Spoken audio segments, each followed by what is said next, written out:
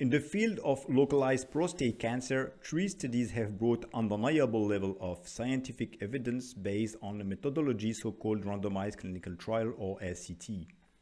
These studies aim to compare 2 groups or more of comparable population, usually on 1, 2, or 3 main criteria. It is so-called randomized because the patients are drawn at random between the treatments proposed in the study. At the end of the 80s, SPCG4 was the first study of that kind to compare a radical treatment to a non-interventional management in localized prostate cancer.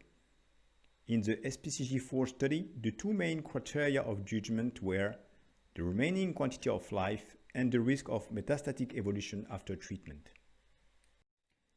The study has been conducted between 1989 and 1999 on 695 men in Northern Europe.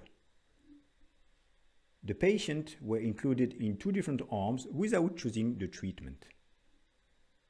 The 2 treatments proposed were radical prostatectomy and watchful waiting, which is a surveillance program with the possibility of a palliative treatment in case of progression of the disease.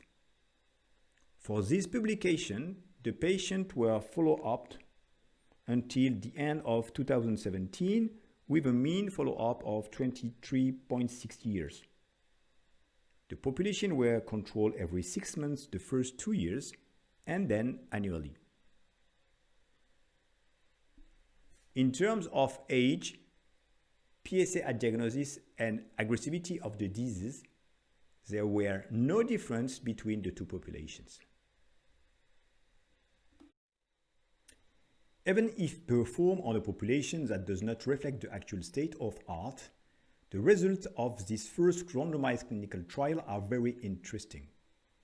First of all, above 65 years, to be operated by radical prostatectomy did not prolong the remaining quantity of life compared to a simple surveillance. However, the patients operated die less often from prostate cancer.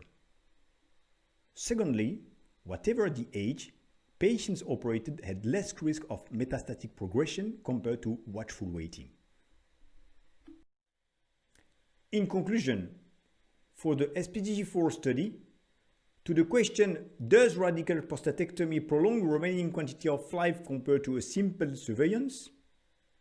Yes, when operated before 65 years. No, when operated after 65 years. To the question, does radical prostatectomy reduce the risk of metastatic progression compared to watchful waiting? Yes, whatever the age of surgery.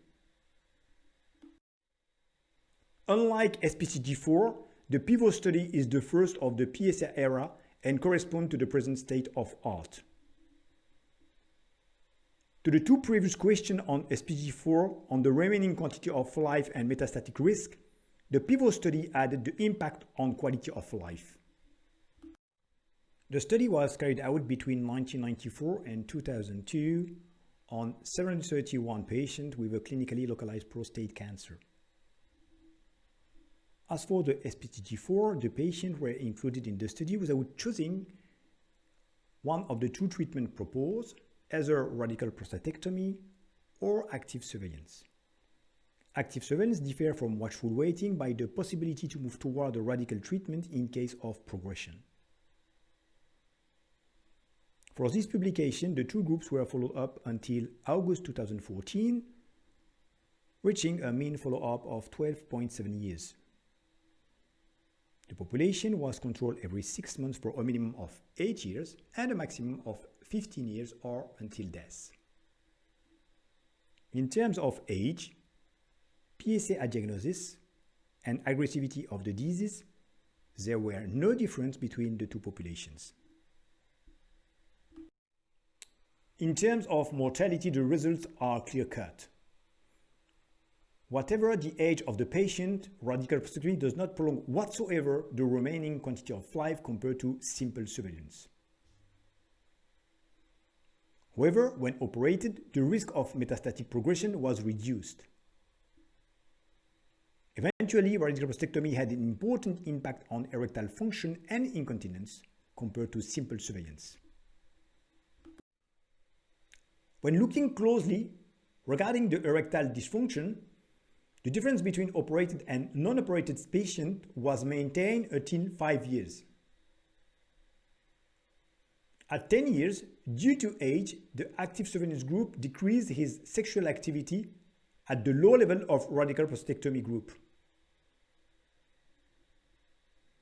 As for incontinence, the difference remains between the two groups, even if with age in the active surveillance group, a slow-growing proportion of patients will develop an incontinence without never reaching the 40% plateau after radical prostatectomy. In conclusion, regarding the PIVOT study, to the question, does radical prostatectomy prolong the remaining quantity of life compared to a simple surveillance? The answer is a clear-cut no.